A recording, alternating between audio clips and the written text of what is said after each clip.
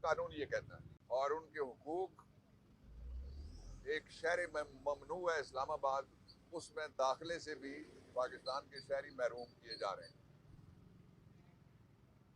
और तीसरी बात यह है कि इस वक्त जिस हुकूमत को बिठाया गया है, हारे हुए लश्कर की हुकूमत, वो हुकूमत है जिसने पहले सब्जाजार किया, उसके बाद मॉडल टाउन किया, और फिर इस्लामाबाद मैसेकर किया।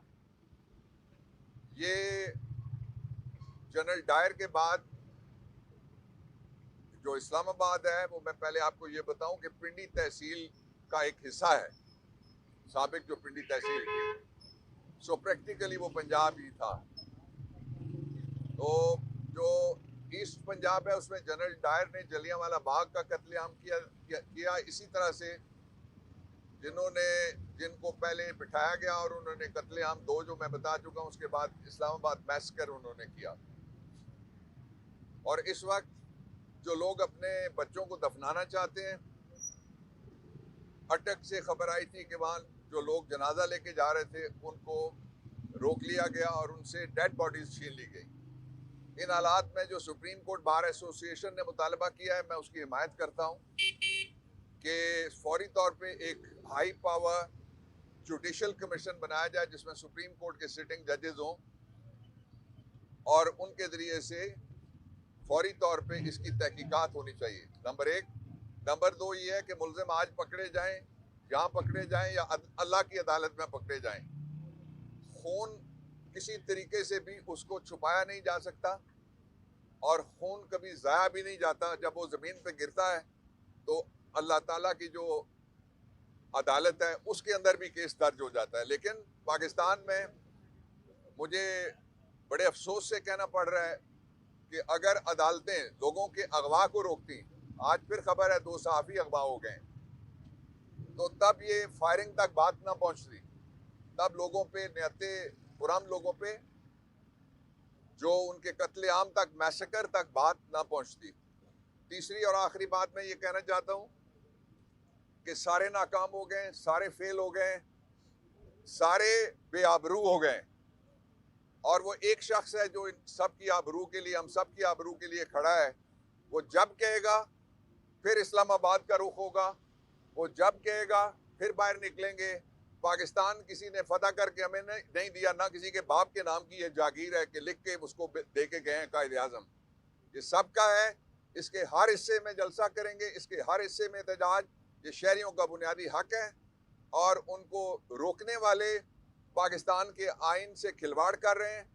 और बड़ा ख़तरनाक खेल ये खेला गया है कि जो शोहदा हैं उनकी बड़ी तादाद या KPK से है और या बलूचिस्तान से है।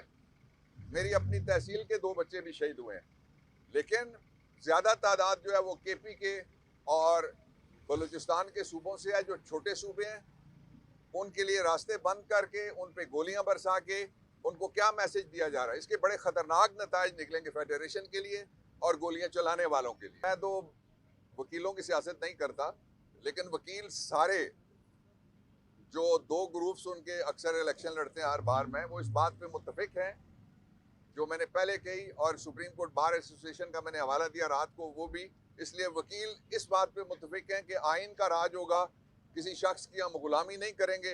पहले ही पाकिस्तान में तकरीबन 36 साल मार्शल लॉ ने इस मुल्क का बेड़ा गर्क कर दिया है और आधा पाकिस्तान कायदे आज़म का तुड़वा दिया है। मैंने पैराग्राफ नंबर 3 पढ़ के जज साहब को सुनाया, जिसमें ये पॉइंट लिखा हुआ है, लीगल पॉइंट, कि फर्ज जुर्म से पहले अगर दरखास्त आ गई बरियत की तो उसका फैसला होगा।